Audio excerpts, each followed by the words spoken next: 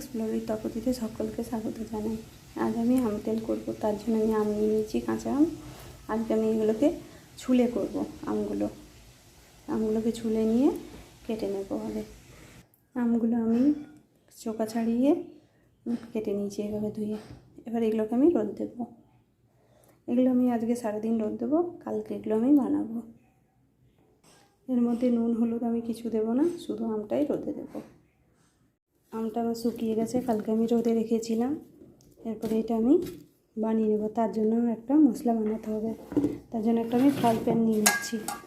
Fry প্যানের মধ্যে 2 চামচ কালো সর্ষে দেবো, 1 চামচ জিরে দেবো, গোটা জিরে, 1 চামচ মৌরি দেবো, আর 1/2 চামচ মেথি দেবো।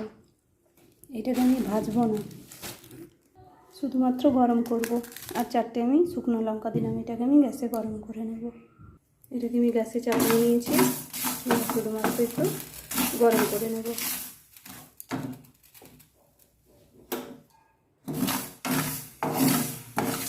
ফ্রাই প্যানটা গরম থাকলেও চলবে, গরমের অবস্থায় যদি কেউ দিয়ে মুচমুচো করে নেয় তাহলেও চলবে।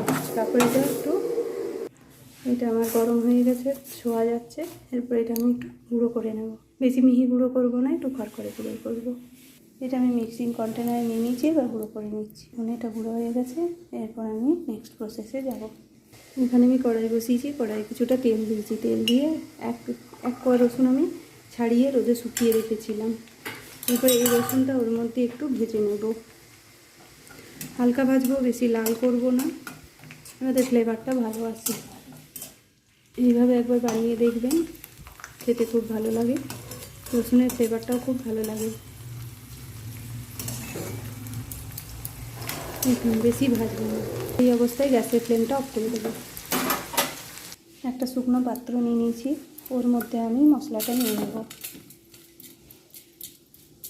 পুরো মশলাটা আমার লাগলো না, একটু পরিমাণ আমার মশলা থেকে গেল। এতটা মশলা আমি দিলাম। এর মধ্যে আমি দেবো এই কালো জিরে দেবো, আর পরিমাণ মতো নুন দেব। আমি ভর্তি 1 চামচ নুন দিচ্ছি, তারপরে আরেকটু দিয়ে রাখছি। দেখুন এতটা নুন দিলাম। নুনের পরিমাণটা পরে চেক করে নিতে হবে। আর 1 চামচ হলুদ দেবো ছোটো চামচের, আর কিছুটা কাশ্মীরি লঙ্কার গুঁড়ো দেবো, যাতে কালারটা ভালো আসে। 2 চামচ দিলাম। এরপরে আমি গরম তেলটা এর মধ্যে অ্যাড করব। এই যে গরম তেলটা দেখুন, রসুনটা এরকম হয়েছে, বেশি ভাজা হয়নি। এরপর আমি এটা অ্যাড করে দেবো এর মধ্যে। এই দেখুন, এই গরম তেলটা দিলেই মশলার কাঁচা গন্ধটা, হলুদের কাঁচা গন্ধটা এগুলো চলে যাবে। গরম অবস্থাতেই সেই জন্য দিতে হয়। এরপর আমি এটাকে মিক্স করে নেব। দেখুন দিয়ে দিলাম, এরপর মিক্স করব।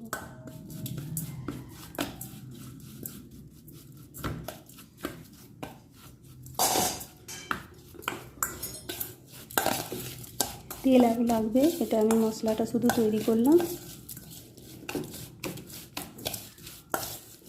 এরপরে এই মশলার মধ্যে আমগুলো দিয়ে দেবো। তেলটা যে যেমন পরিমাণে তেল খাবেন সেই মতো তেল দেবেন। পরে আবার তেল যদি দিতে ইচ্ছে হয় তাহলে সেটা গরম করে আবার দিতে হবে। গরম করে পুনরায় ঠান্ডা করে তেল দিতে হবে। এখানে আমার আর একটু তেল লাগবে, নাহলে মিক্স হবে না। এর মধ্যে আমি গরম করে ঠান্ডা করে নিয়েছি, সেই তেলটা আবার কিছুটা দিলাম, দিয়ে আবার মিক্স করবো। এরপরে দেখুন আমার এটা মিক্স হয়ে গেছে, সমস্ত আমের কোটে লেগে গেছে মশলা। এরপর আমি এটাকে গামলাতেই আজকের দিনটা রোদে দেবো। বিকেলবেলা এটা আমি কাঁচের শিশিতে ভরবো, তখন আমি এক্সট্রা তেলটা যেটা আমার রয়েছে সেটা মিশিয়ে দেবো। দেখুন আমি এটা বিকেলবেলা পর্যন্ত রোদে দিয়েছিলাম, তারপর আমি নিয়ে এসেছি। এরপর এটাকে আমি শুকনো জারে ভরে নেব। দেখুন একটা আমি শুকনো জার ধুয়ে নিয়েছি, ধুয়ে শুকনো করে নিই। এবার এটার মধ্যে এটাকে ভরবো। ভরে নিয়ে আমি আরও কিছুটা তেল অ্যাড করে দেবো, কারণ এটা আম তেল তো, তেলটা একটু পরিমাণে বেশি লাগবে। এটাকে ভরে নিচ্ছি। আমি আচারটা ভরে নিচ্ছি। এবার এই গামলার মধ্যে একটু তেল দিয়ে পরিষ্কার করে ধুয়ে আমি বাকি তেলটা দিয়ে দেবো। এইভাবে একবার আচার করে দেখবেন, এতে খুব ভালো হয়। দেখুন, এবার রোদ দেবেন যাতে তেল ভর্তি করে। ধন্যবাদ।